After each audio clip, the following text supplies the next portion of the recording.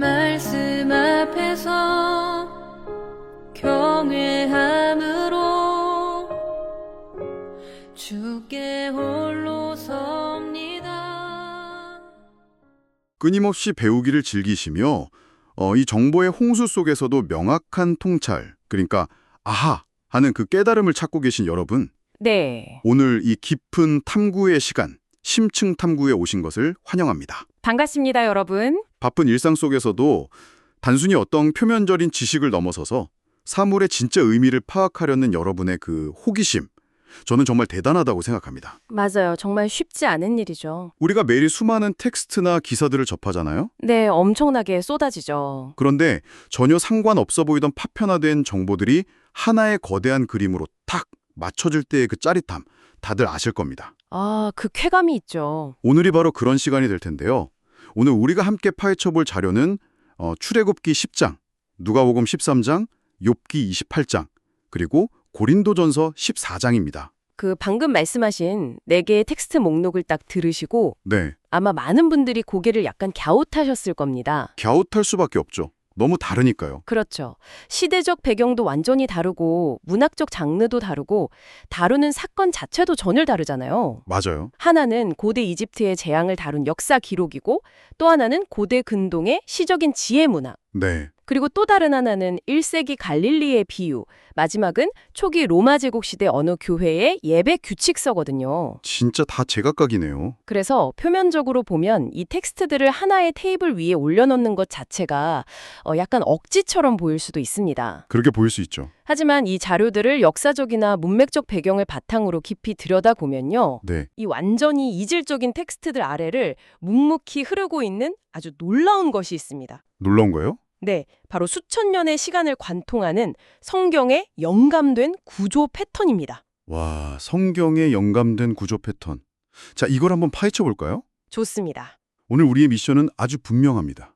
복잡하고 머리 아픈 신학 용어들이나 어떤 특정 공간에서만 쓰는 전문 용어들은 전부 내려놓겠습니다. 네, 다 빼고 가죠. 대신 이 4개의 본문 속에서 아주 선명하게 교차하고 있는 거대한 테마, 그러니까 혼돈을 뚫고 들어오는 창조주의 질서라는 주제가 어떻게 연결되는지 탐구해 볼 겁니다. 아주 흥미로운 여정이 될 겁니다. 그럼 가장 오래된 이야기부터 시작해 보죠. 그 고대 이집트, 애굽으로 가보겠습니다. 네, 출애굽기 10장이죠. 거기 메뚜기 떼 재앙과 흑암 재앙이 나오는데요. 저는 어릴 때 이 부분을 그냥 말 안 듣는 왕에게 내리는 무서운 천재지변 정도로만 읽었거든요. 보통 그렇게 많이들 생각하시죠. 그런데 텍스트를 자세히 뜯어보니까 이게 단순한 자연재해가 아니더라고요. 맞습니다. 이걸 고대 근동의 맥락에서 읽어내야 그 진짜 의미가 보입니다. 아, 당시 사람들의 시선으로요? 네, 8번째 재앙인 메뚜기 떼를 한번 생각해 볼까요? 네, 하늘을 새까맣게 덮었죠. 텍스트를 보면 이 메뚜기 떼가 애굽 땅에 남아있던 모든 푸른 채소와 나무의 열매를 정말 하나도 남김없이 다 갉아먹었다고 묘사합니다. 완전 초토화가 된 거잖아요. 그렇죠. 근데 이게 경제적 타격 그 이상의 의미를 지닙니다. 경제적 타격 이상이요? 네, 창세기 1장을 보면요. 창조주가 땅에 식물과 열매 맺는 나무를 내시면서 생명력이 넘치는 질서, 즉 에덴과 같은 상태를 만드셨잖아요. 아, 푸릇푸릇한 생명의 상태죠. 그런데 메뚜기 재앙은 바로 그 풍요로운 창조의 질서가 철저하게 파괴되고 생명을 잃은 황폐한 광야로 되돌아가는 과정을 시각적으로 보여주는 겁니다. 와, 그러니까? 일종의 창조의 역순, 그러니까 해체 작업이라고 볼 수 있는 거죠. 창조의 역순이요? 와, 그렇게 보니까 이어지는 9번째 재앙, 그 흑암 재앙이 더 소름 돋게 다가오네요. 어떻게 다가오시나요? 3일 동안 애굽 전역에 칠흑 같은 어둠이 내리잖아요. 이것도 단순히 해가 가려진 게 아니라는 거네요. 정확합니다. 여기서 흥미로운 점은 고대 이집트인들의 세계관입니다. 세계관? 그들에게 태양은 단순한 자연 만물이 아니었어요. 신이었죠. 태양신 라. 맞습니다. 온 우주의 질서를 유지하는 최고신 라였습니다. 네네. 그런데 그 태양의 빛을 잃고 온 세상이 짙은 흑암에 덮였다는 것은 당시 사람들이 믿었던 가장 강력한 제국의 질서가 창조주 앞에서는 철저히 무너져 내린다는 걸 의미하죠. 아, 완전히 박살이 나는 거군요. 더 나아가서요. 이 흑암은 창세기 1장의 처음 상태, 즉 세상이 창조되기 이전에 흑암이 깊음 위에 있는 그런 텅 비고 혼돈스러운 상태로 애굽을 되돌려버린 사건입니다. 혼돈과 무질서가 애굽을 집어삼킨 거네요. 그렇죠. 창조의 역순이 완전하게 일어난 겁니다. 그런데 텍스트에서 정말 극적인 대비가 등장하잖아요. 어떤 대비를 말씀하시는 거죠? 애굽 온 땅이 그 무시무시한 혼돈의 어둠 속에 갇혀 있을 때 이스라엘 백성들이 머물던 고센 땅에는 빛이 있었다고요. 아, 네, 그 부분. 한쪽은 창조 이전의 짙은 혼돈인데 다른 한쪽은 마치 창조의 첫째 날 빛이 있으라 하셨던 그 새로운 질서가 막 시작되는 것 같아요. 아주 예리한 관찰입니다. 그 고센 땅의 빛은 심판과 혼돈 한가운데서 자기 백성에게 새로운 질서와 생명을 부여하시는 하나님의 임재를 보여주는 겁니다. 혼돈 속의 질서. 네. 그리고 이 빛과 어둠의 대비는 성경 전체를 관통하는 매우 중요한 연결고리 역할을 합니다. 연결고리요? 네. 어디랑 연결되나요? 나중에 신약으로 가면요. 이 어둠은 십자가에서 온 세상을 덮었던 절망의 흑암으로 다시 등장합니다. 아, 예수님 십자가에 달리셨을 때 온 땅에 어둠이 임했죠. 맞습니다. 그리고 고센 땅에 비추었던 그 빛은 무덤의 어둠을 뚫고 나오는 부활의 아침으로 연결되거든요. 와, 흑암과 빛이라는 성경의 영감된 구조 패턴이 이렇게 이어지는군요. 네, 완벽하게 일치하죠. 그런데 제가 이 대목에서 진짜 흥미롭게 본 인물은 이집트의 왕 바로입니다. 바로 왕이요? 어떤 점이 흥미로우셨나요? 세상이 온통 어둠에 덮이고 혼돈 그 자체가 되었는데도 바로는 끝까지 아주 묘한 타협을 시도하더라고요. 아, 그렇죠. 좋아, 너희들 가서 예배해라. 대신 너희의 양과 소는 놔두고 가라. 이거 완전히 협상의 달인 아닙니까? 하하, 맞습니다. 바로 그 지점이 이 이야기의 핵심적인 모형을 제시합니다. 모형이요? 네, 바로의 이 타협판을 현대적으로 해석해보면 딱 이렇습니다. 그래, 네 삶의 영적인 부분, 종교적인 활동은 창조주에게 내어줄게. 하지만 네 삶의 경제권, 소유, 즉 진짜 중요한 현실의 통제권은 여전히 내가 쥐고 있어야 해. 아, 권력은 안 뺏기겠다. 그렇죠. 바로는 자신이 지배하는 이집트의 시스템, 즉 무질서하고 억압적인 체제 안에 이스라엘의 발을 반쯤 묶어두려 했던 겁니다. 그러니까 절대 핵심은 내어주지 않겠다는 고집이네요. 내 삶의 일부분만 새로운 질서에 편입시키고 진짜 중요한 통치권은 여전히 내가 쥐고 있겠다는 태도 말이죠. 그렇습니다. 하지만 이스라엘의 출애굽 목적은 애굽이라는 혼돈의 시스템에서 완벽하게 빠져나오는 것이었습니다. 철저하게 창조주의 질서 아래로 들어가는 거군요. 네, 양 한 마리, 소 한 마리도 남기지 않고 온전히 나아가는 것. 그것이 창조주가 요구하시는 타협 없는 질서의 회복이었습니다. 타협 없는 질서. 부분적인 타협으로는 결코 이 혼돈의 상태를 벗어날 수 없다는 것을 애굽 왕 바로라는 모형을 통해 강렬하게 보여주는 것이죠. 자, 그럼 이 지문이 자연스럽게 떠오릅니다. 이런 혼돈과 무질서 그리고 부분적인 타협의 문제는 고대 이집트 같은 억압적인 제국에서만 일어난 일일까요? 그렇지 않죠. 네, 이 질문을 안고 이제 수천 년을 훌쩍 건너뛰어 보겠습니다. 1세기 로마 제국의 가장 번화했던 항구 도시 고린도로 가보죠. 고린도전서 14장이군요. 네, 분위기가 확 바뀝니다. 고린도 교회는 당시 엄청나게 활력 있고 열정적인 사람들이 모인 곳이었잖아요. 열정이 넘치는 곳이었죠. 그런데 문제는 그 열정의 통제가 안 됐다는 거죠. 맞습니다. 고린도 교회의 예배 상황을 당시 기록과 문맥을 통해 재구성해 보면요. 현대인들도 아주 쉽게 이해할 수 있습니다. 어떻게 상상하면 될까요? 예를 들어 100명이 접속해 있는 화상회의 시스템을 한번 상상해 보십시오. 줌이나 구글 미트 같은 거요? 네. 그런데 호스트가 아무도 음소거를 하지 않았고 100명이 각자 자기가 하고 싶은 말을 그것도 서로 다른 언어로 동시에 마이크에 대고 외치고 있는 겁니다. 맙소사. 어떤 사람은 자신이 받은 영감을 막 쏟아내고 어떤 사람은 방언을 하고 어떤 사람은 노래를 동시에 부르는 거죠. 와, 생각만 해도 귀가 따갑고 정신이 하나도 없네요. 소통은커녕 완전 아수라장이었겠어요. 고린도 교인들은 그런 통제 불능의 열광적인 상태? 그런 신비한 체험들이 막 얽혀있는 모습이 영적으로 매우 높은 수준에 도달한 것이라고 착각했습니다. 무질서를 영성으로 착각한 거네요. 네, 당시 그리스 로마 문화권의 이방 종교 예배들이 종종 그런 무아지경이나 혼란을 신성한 것으로 여겼거든요. 아, 문화적인 배경이 있었군요. 하지만 바울의 진단은 매우 냉철했습니다.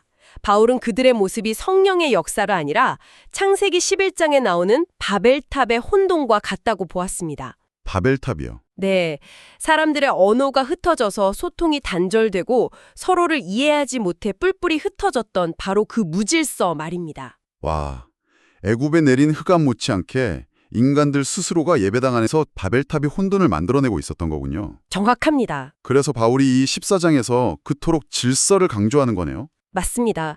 바울은 명확하게 선언합니다.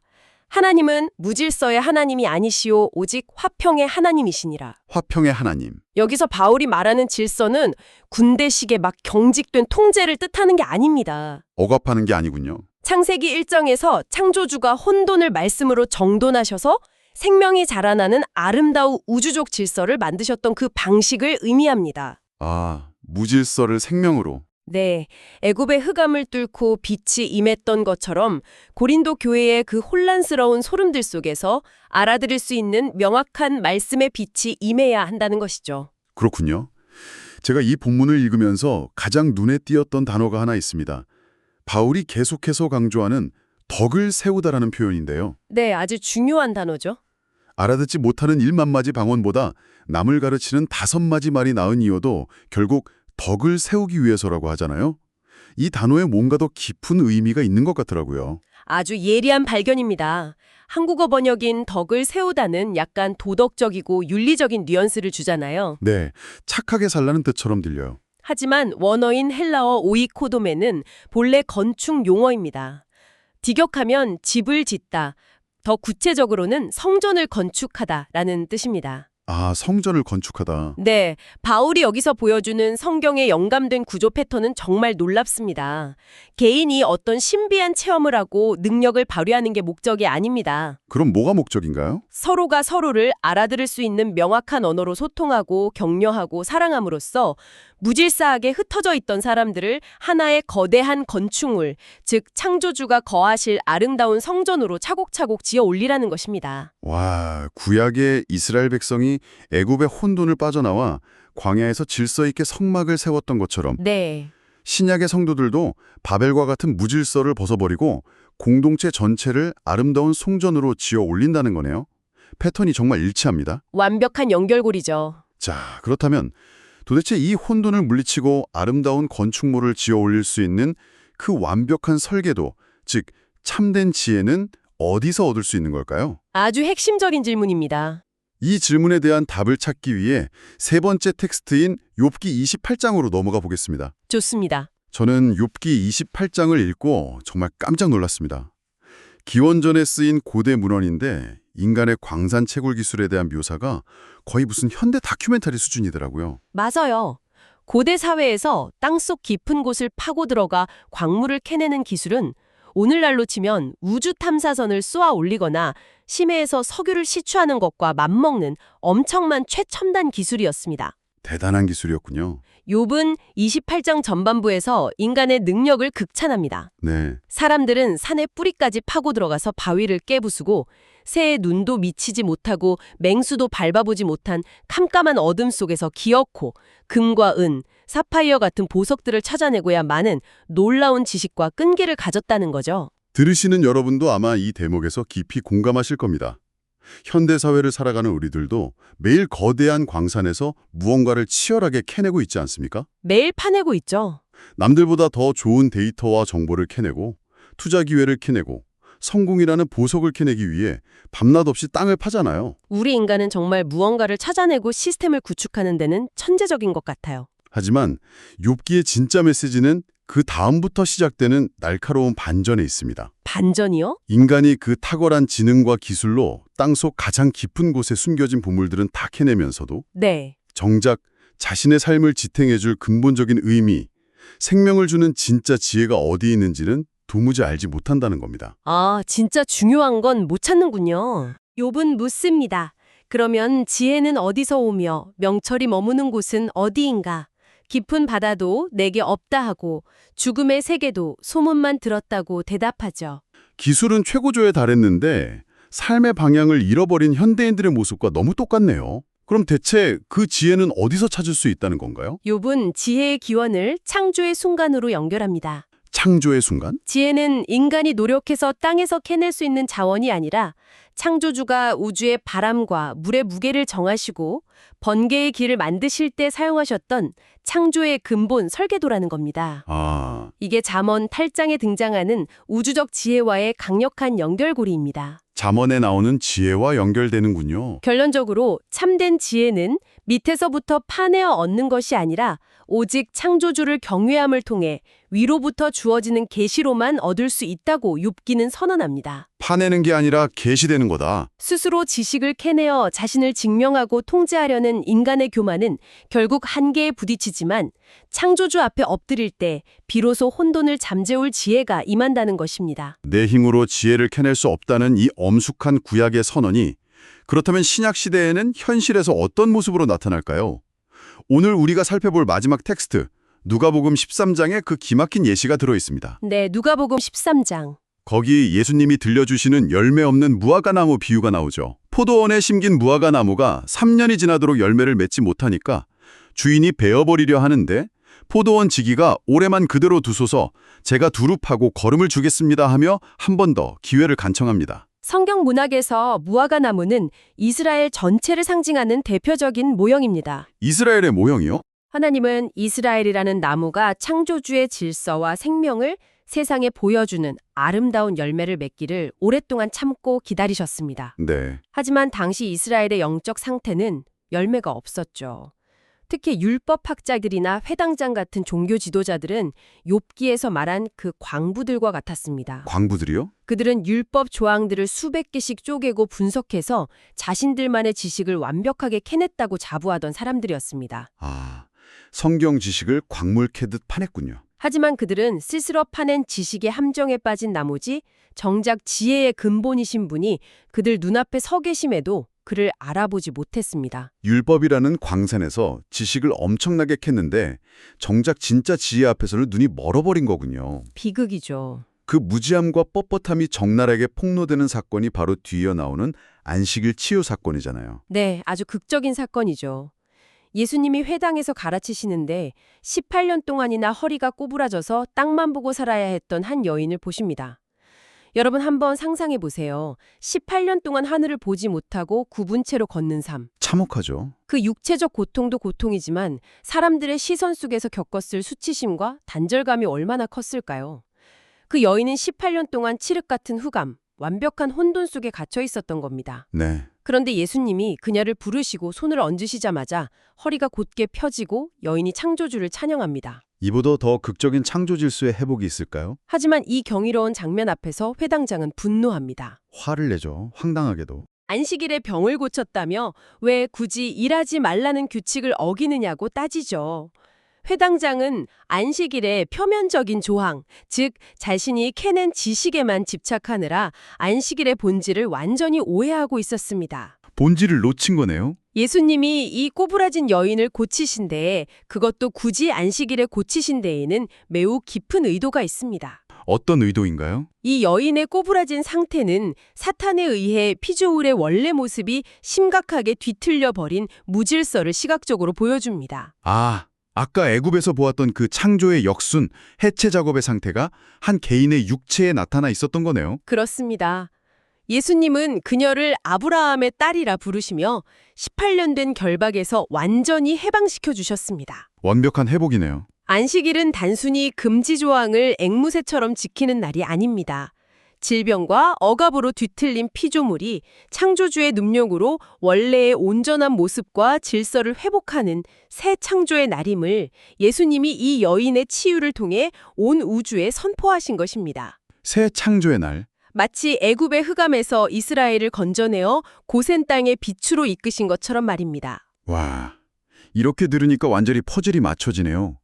18년 동안 허리가 굽었던 여인이 똑바로 서서 찬양하는 그 순간, 무질서였던 고린도 교회가 덕을 세우며 성전으로 지어져가는 모습, 그리고 흑암 속에 갇혀있던 애굽의 노예가 빛 가운데로 걸어나와 예배하는 그 구원의 역사가 모두 같은 패턴을 그리고 있었네요. 네, 하나의 거대한 이야기를 하고 있죠. 여러분, 오늘 우리는 정말 방대한 시공간을 가로질렀습니다. 출애굽기의 고대 이집트에서 로마 제국의 고린도로, 욥기의 깊은 광산에서 1세기 갈릴리의 회당까지요. 긴 여행이었습니다. 자, 이제 이 거대한 그림을 우리 삶에 적용할 수 있는 세 가지 핵심 통찰로 묶어보겠습니다. 첫 번째 통찰은 구원은 혼돈에서 창조의 질서로 이동하는 것이라는 사실입니다. 질서로의 이동, 많은 분들이 구원을 그저 4, 5세계의 티켓 정도로 축소해서 생각하지만 이 4개의 텍스트가 보여주는 구원은 훨씬 더 역동적입니다. 구원이란 내 삶을 덮고 있던 흑암, 죄와 이기심으로 헝클어진 내면의 무질서가 제거되고 창조주의 빛과 질서가 내 삶과 우리 공동체 안에 새롭게 자리 잡는 과정입니다. 18년 꼬부러진 여인이 다시 일어서고 고린도 교회가 바벨의 소음을 멈추고 서로를 세워주었던 것처럼요. 정확합니다. 두 번째 통찰은 오늘 저에게 가장 크게 와닿았던 부분인데요. 바로 캐냄이 아니라 계시라는 점입니다. 우리는 욥기의 광부들처럼 내 힘으로 내 인생의 설계도를 그리고 지식과 돈과 스펙을 캐내면 삶을 완벽하게 통제할 수 있다고 믿잖아요. 네, 다들 그렇게 믿죠. 하지만 회당장의 모습에서 보았듯 나 스스로 파낸 지식의 우물은 결국 우리를 교만하거나 무지하게 만듭니다. 진정한 지혜, 우리 삶의 혼돈을 잠재울 진짜 해답은 내가 땅을 깊이 파서 얻는 게 아니라 내 한계를 겸손히 인정하고 창조주를 경외할 때 위로부터 내려오는 것임을 기억해야겠습니다. 아주 훌륭한 요약입니다. 마지막 세 번째 통찰은 타협 없는 완전한 성전 건축입니다. 타협 없는 건축. 애고방 바로는 일부분만 내어주고 핵심은 자신이 통제하려는 타협적인 태도의 모형이었습니다. 오늘날 우리도 바로처럼 행동할 때가 많거든요. 찔리는 분들 많으실 겁니다. 주일에 몇 시간 혹은 내 삶의 아주 일부분만 창조주의 질서에 내어드리고 나의 재정, 나의 시간, 나의 관계, 나의 고집 같은 진짜 중요한 통치권은 여전히 내 맘대로 하려고 합니다. 내가 왕좌에 앉아있는 거네요. 하지만 고린도전서가 강조하듯 우리는 부분적인 타협을 버리고 내 삶의 모든 영역, 그리고 우리 공동체 전체가 서로 덕을 세워가며 온전한 성전으로 지어져 가도록 우리 자신을 온전히 내어드려야 합니다. 네. 오늘 우리가 탐구한 이 거대한 성경의 영감된 구조 패턴, 혼돈을 뚫고 들어와 우리를 다시 똑바로 세우고 무너진 곳을 보수하여 아름다운 건축물로 만드시는 그 놀라운 창조주의 지혜가 현대를 살아가는 우리에게 얼마나 큰 울림을 주는지 모릅니다. 맞습니다. 그래서 오늘 이 깊은 탐구를 마치며 여러분에게 아주 중요한 질문을 하나 던지고 싶습니다. 어떤 질문이죠? 우리는 혹시 지금도 내 얄팍한 능력과 기술로 무언가를 캐내며 내 힘으로 삶의 혼돈을 통제하려 아등바등하고 있지는 않습니까? 스스로 질서를 만들려고 하는 거네요. 혹은 애굽의 바로왕처럼 삶의 일정 부분만 적당히 포장해두고 진짜 중요한 나의 욕망과 시간은 이기적인 무질서 속에 그대로 방치하고 있지는 않은지 돌아볼 필요가 있습니다. 맞습니다.